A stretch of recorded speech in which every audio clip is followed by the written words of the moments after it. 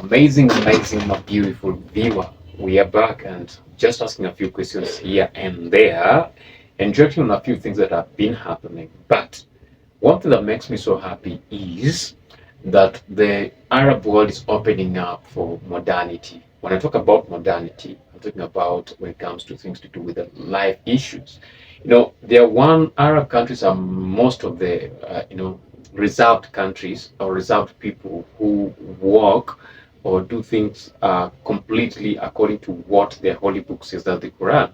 So there are things that you cannot do in Arab countries. Things like, taking alcohol. You cannot do that in Arab country. I'm not glorifying taking of alcohol, but we will understand what I'm trying to say.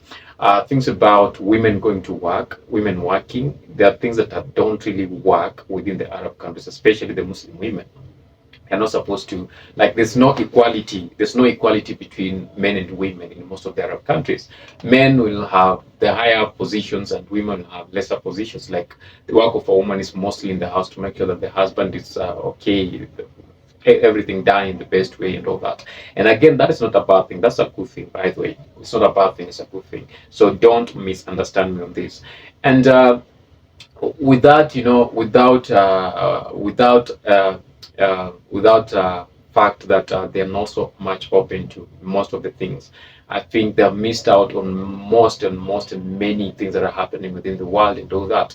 I know of places where people are not supposed to use phones because they're not okay with them within some Muslim cultures. But it's opening up again. It's completely opening up, and I think this is a joy for the church or for Christians that it's opening up now. Things can work, and most of the strict rules are being lessened in one or the other. And this one comes in of prayers that most people are praying that the ground within the Muslim countries be opened up so that the gospel can be preached in those countries. And it started with football. Football is really opening up those opportunities. Wherever football comes in, there are things that will be happening that are not as strict as they used to happen, and all that. And we are seeing it opening more and more. And the recent one is the news that Saudi Arabia has been awarded or has won a bid to host the 2034 World Cup champions, World Cup games.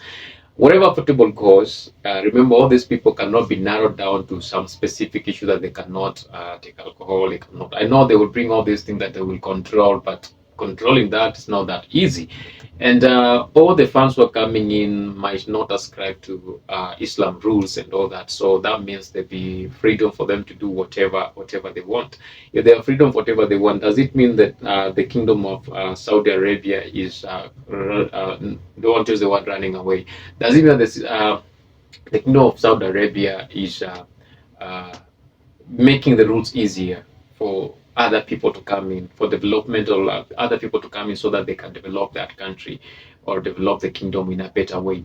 Because if they make the rules and living standards stricter to most people, they will never be development in that country. So are they trying to make it mild to attract investors to come in,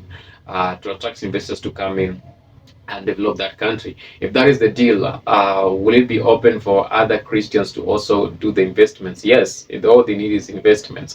Does it mean that the crown prince is also not that strong Muslim and is trying to not really run away, but to be how can I use? I'm trying to find out better word that I can use to try to clarify this summer to make it more understandable.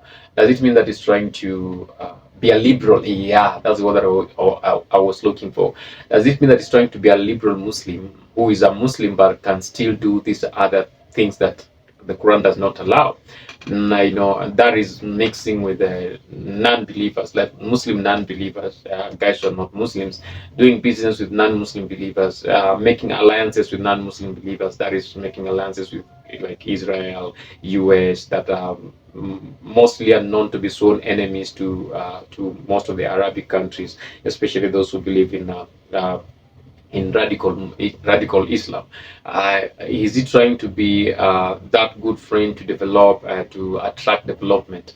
And how will other Muslim radicals, welcome this? We've seen very many people within Saudi Arabia, citizens of Saudi Arabia, accepting and celebrating that the World Cup is being coming to Saudi Arabia and will be hosted in Saudi Arabia, and they're so happy because there will be more people coming in. Some coming as tourists, some coming as fans of for those games that will be played.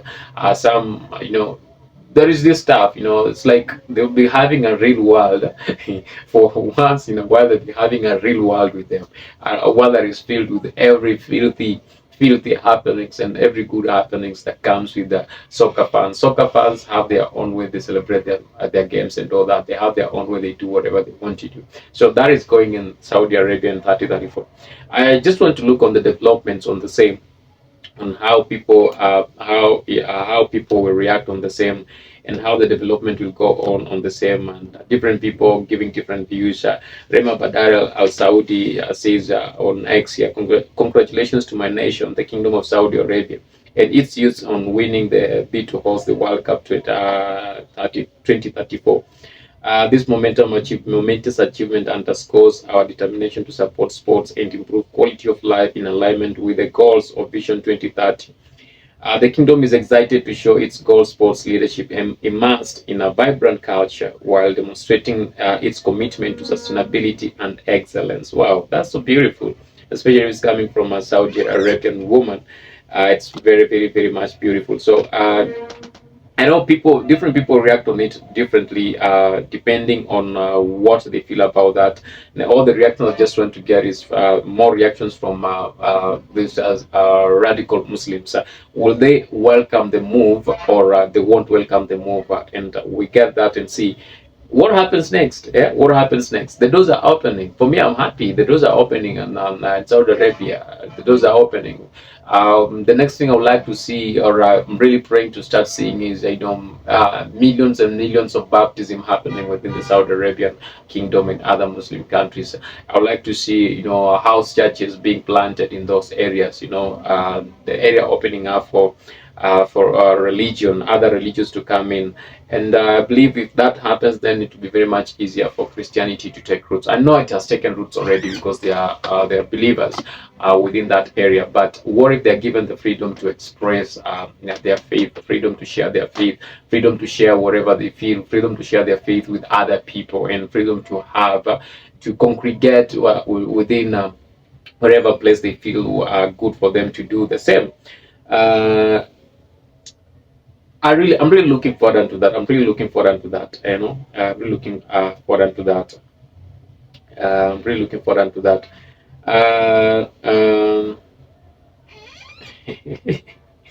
I'm sorry, I won't read that loud.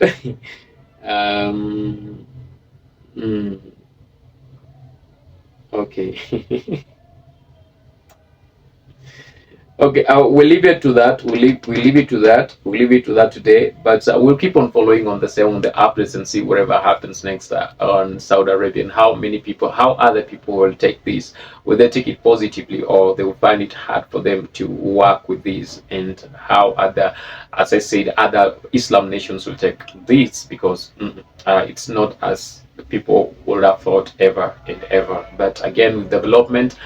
To attract development, you have to, be lenient to some other rules, and welcome some other people to come in and see how better they can make your nation. So please don't leave without subscribing, and keep us updated. Leave your comment on the comment section and let us see whatever is happening over there. Love you all. Until next time we meet. Bye bye.